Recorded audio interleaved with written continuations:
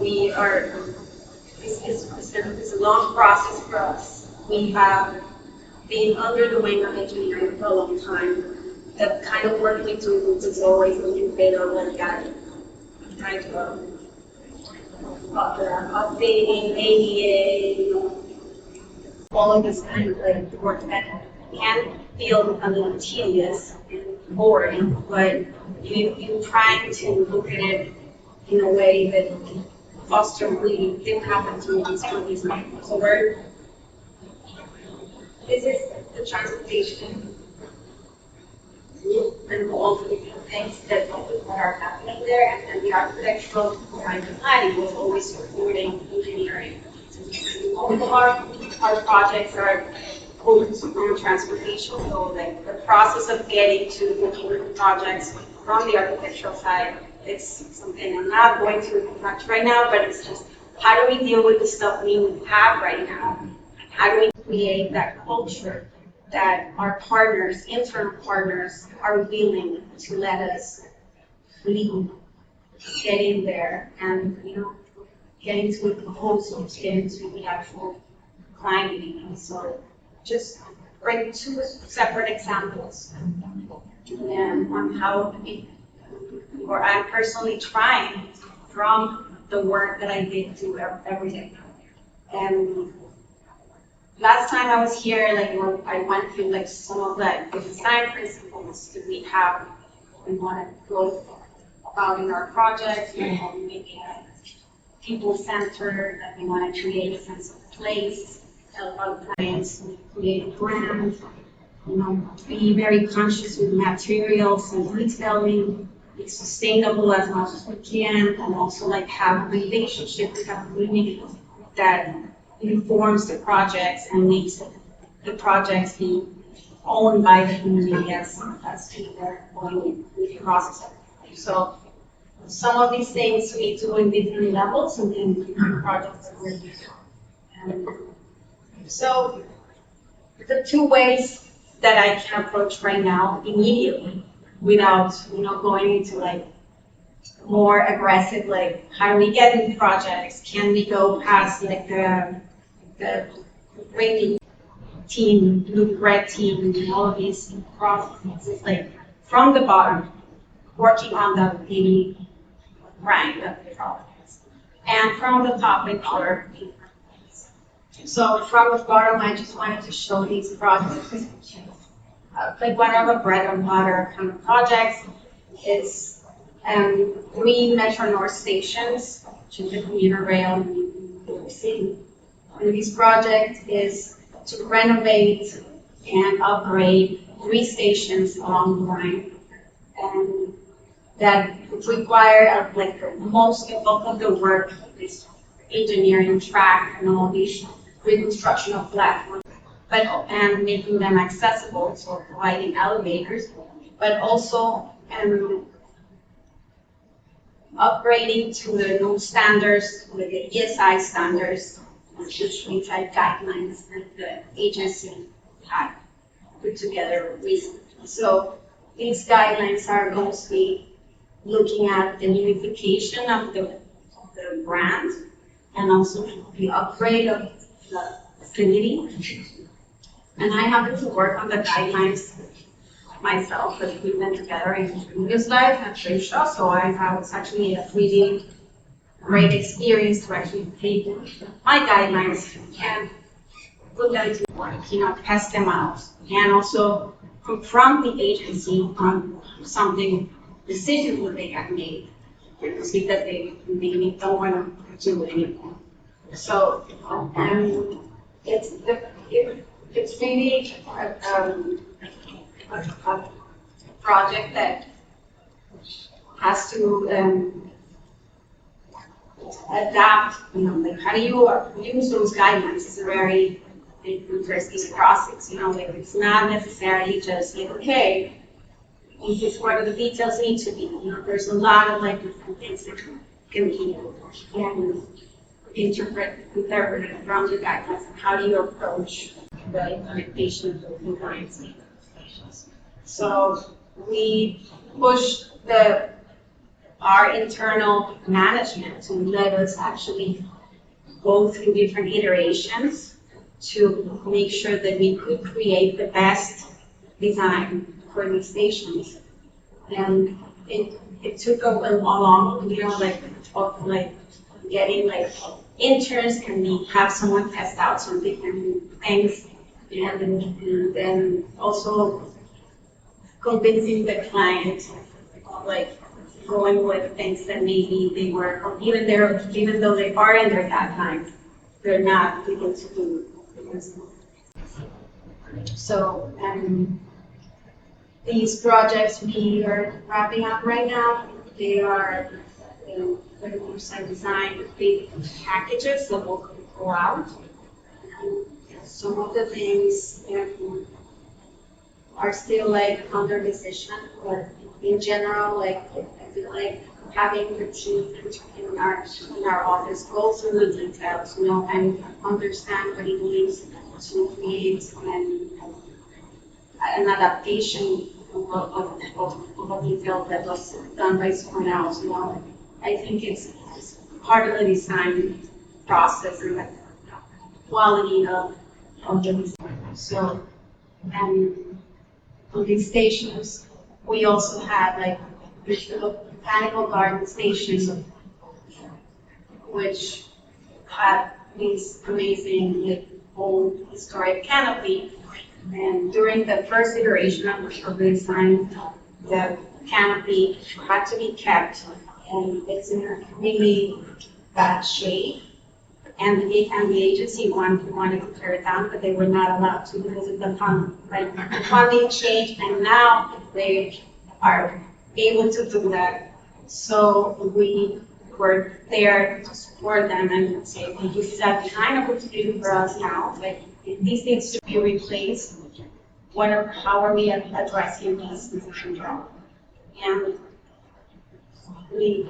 although it was a very quick process where we were not necessarily given the right amount of time to develop options, we think it was a really great opportunity that's still ongoing, where we presented alternatives that kind of play back on the historic nature of the existing canopy without reproducing it, inspiring different other structures, for example, from the botanical gardens, some architectural botanical gardens. And we had a series of design meetings with the client where they, of course, were a little bit scared of some of the options, even though they're not even that out there. But this is metronome, if they're not used to these kind of thing, they just wanted to typical one. They wanted originally to just get one from the catalog written. So this is still going through the engineering of it right now. They decided on this one, and we are trying to use materials that are reflecting the original, but not making it totally identical, trying to reproduce there. So, one project that I think is, from the original scope of just having to update all the existing facilities, replace platforms and add all of the components to add in a new design on a very landmark. Okay, so then that's one approach and one thing I'm doing. I'm trying to work with the regular contracts in the office. And then I'm going to try to show you a little bit of Project Connect, which is the project I'm working on. It's a new light rail system for the city of Austin. And last time I was here, I explained a little bit with our role in the project and what we do. HDR is hired as a project management team. Within that team, and we run the architecture and design team that supports the client in the production of that library design so they can get the funding from the government. And in the past 2 years, we had our own internal team with a couple of local consultants that are experts and urban designers and landscape architects, and our New York office is providing technical, architectural, and transportation expertise. And in the last year, the agency hired a new team to produce a system-wide architectural and urban design guidelines and design the prototypes for the transit stations, and we are the managers of that contract. So we actually put together the RFP for the agency and then help them develop the scope. And now, through the process of their contract, they are developing those guidelines, and we are supporting and guiding the process itself. So I just wanted to give you guys a little bit of a quick overview of what's happened in the last year with that. And well, actually, it's called the Hub Team. The awarded team is called the Hub Team. It's HKS. It's a joint venture between HKS, Human Studio, and Gale. And so Human Studio leads the architecture, Gale the vision and research process, report the first part of it. And HKS is a local architect, and they also have like all the other disciplines like landscape. That they have a landscape architect that is local, and other all the necessary things putting together for that. So, but like what's been very important is like the role of us like helping guide the design process and the production of the guidelines and how they are kind of like educating and creating an environment, you know, within the agency and even within our own team of the importance of the design and the role of the architect through the whole process. Not just we have like 2 light gray lines that are going to go through here. Here's the line, here's your track engineering, your civil, you know, like all the different other aspects that we as architects and urban designers bring to. So the whole process has been right now, like we're finalizing the research and innovation part that was led by Gal, and that involved like a series of like different ways of researching, you know, the city of Austin and the needs of the people of the city of Austin for the project. So there was like also like desktop research on all these different aspects, you know, like the urbanistic form, the culture of the city, the ecology of the city, the materials, the local industry, all of these. There was also public space and public surveys that they did, public life surveys. We had like a chance at cognitive research when they have like people like walk through their transit system that's doing their buses and with like sensors and glasses recording everything they do to understand what the actual passengers and the users are feeling and navigating through the system. So all of these has created a body of information that is informing, you know, like the future design of the station. So like all this was transported to these insights, you know, like all the information they gathered that develops a very detailed map of the user needs and into design principles that can actually be implemented into the design of the stations. So we created like a series of strategies, and now there's like that handover, like transition period into the design of the stations. And they used to like have to do, of course, like a local context analysis for each of the different stations and the sites around those stations. And I just wanted to show you one, which is routine. That's all the information we've been gathering. And this is in coordination. So at the same time, we are also like coordinating all the preliminary engineering and communicating between the two. So there's a big effort of making sure that there is this like flow of information between us and collaboration between the two teams. And this is like right now we're starting with their concepts. So there's the use teams started to look at different ideas for the actual architecture of the stations. So they have like big concepts, and the first one's about 2 weeks. Their general idea is the light rail has to be like this green trunk that is like connecting the city and its ecology.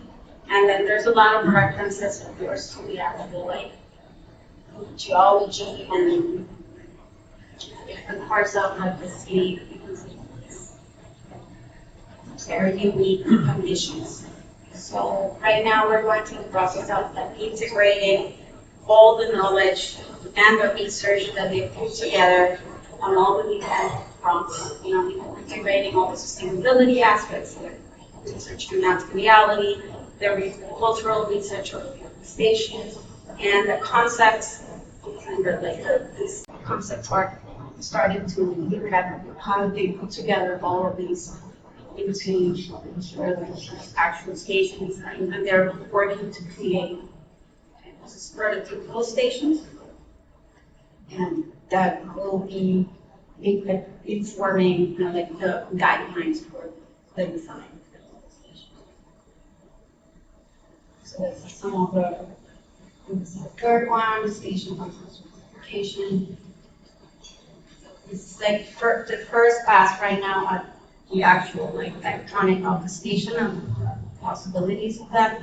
And now we discussed a couple weeks ago that we're moving into more how do we integrate the actual systems in there, how do they relate to the rest of the structure of the landscape.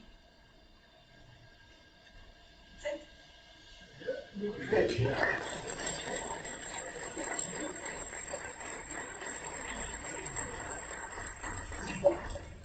So those images that you're showing there, these are from HUG, the HUG group? Yeah. Okay. That's UN Studio? That's these are from UN Studio. The renderings are all graphic. All the graphics are in the studio? No, some of the graphics are, well, they try to unify a little bit their graphics, but they're still like, the first part of the research is all done by Gail, so they're part of their graphics. And then everything is more related to the actual design of the stations. And then, The designs you're showing me, so this was from the bottom approach. For those designs for those stations, was that HDR design? yeah, the ones, so what I wanted to show is like there's two different approaches and things we are doing. You know, like we normally have like these big contracts with MTA, which are not to their station regulations. So those contracts are usually, you know, that we need to make a station be accessible. We have to, you know, state of repairs. And every now and then there is an opportunity for us to design something. That's one way. So the other one is in this project management role where we are not actually designing, that's not doing the actual design. There is the opportunity of creating, you know, and fostering that environment of like, making sure that the design is considered a really important part of the process, even though it's that engineering-led project. So we are at like of the project management team. The architects are small, 5 or And if I may, because I was the client for this project here, right? And that, I just rejoined, I was kind of, actually, I wrote the scope. And I moved to the agency and I was the client for this. The problem right now is that when, it's all about funding design, that is. Because in negotiations, when we, or by client managers on the transportation business group, never kind of bring us to the table, right? We are never part of kind of the negotiation. We don't have client time, face time with clients to actually carve a design opportunity. And that's what happened with the MTA or all the agencies that we have client managers and long-standing relationships. It's very difficult for us to lead projects in the transportation industry. But in program management, we are bringing as advisors, and there's a kind of actually a big opportunity for actually kind of creating an agenda where design can happen and makes us associated with design quality in a way that can be very fruitful in the future, associating our brand with the service that we can provide. I think that's the If I say something, from last year and the year before, we're making great progress in using your words carefully to get the opportunity. We are, I believe, partnering with the engineering side of the transportation of our company to get opportunities to build success. If that happens, and it is happening, and look at what America you're doing in the master plans. I see how we collectively, building the studio in New York will make that happen. I see the opportunity of the botanical gardens and letting that gets better. I see the airport, and it's an opportunity. We have the opportunity of this big billion-dollar transportation company that's us, of not telling them or asking them to let us to showing them how successful. That's what's happening, and we're going to make success with it. I mean, that's really one of the reasons that get followed back to with us is leading that effort and working with him to get that. It's the more we show how successful you work on Penn Station. I mean, these are big centers in the world. We're going to get this. We're going to make this happen. And it's been slow, but it's cascading. And I just appreciate that. The hard work you've been doing to get us there. And use and collaborate again. I think we'll have great opportunities to really build this. And Brad, really, because it's huge. It's huge because we have the contacts, we have the doors open, we just need to fight for face time with the client and to be able to advocate for the business case with the design. Because if we approach from the business case, we will be successful because agencies need customers right now after the pandemic. They are all realizing that they can't just rely on providing, because the mindset so far was give it that they will come. But the mindset is one of how we can bring customers back and the user-centered design, some principles of hospitality, things that are done in other sectors are very important to be brought to transportation to advance their business case. So I think we are well positioned to be the people that actually does that. I think one of the things you would point to, like in Omaha, we're doing a lot of major data center work with a tech client, but we really got our foot in the door with them, not by trying to do a lot of data centers all at once. It was by doing these little small office and data center projects where we had the opportunity to really kind of show our design and creativity. And we won those projects initially because we broke away from HDR brand standards and how we approached it. We used design, we used creativity to get the client interested. And so I don't know if that's something we can build a case, but if we say, it's these little small opportunities like you're showing, that from the bottom up approach that we really need to capitalize on and really invest our time in. And if that's going to be, a lot of times those things are the types of gateways into, a major client. We've had same thing, working with a major public power utility in just being able to get into them to do some programming for maybe a new headquarters, you know, we pull in a whole design shred, myself, Tim Williams, and others to really kind of show them and just take any opportunity we can get to show what our design process is, that get them thinking like, oh, yeah, there's more to extra laying out transmission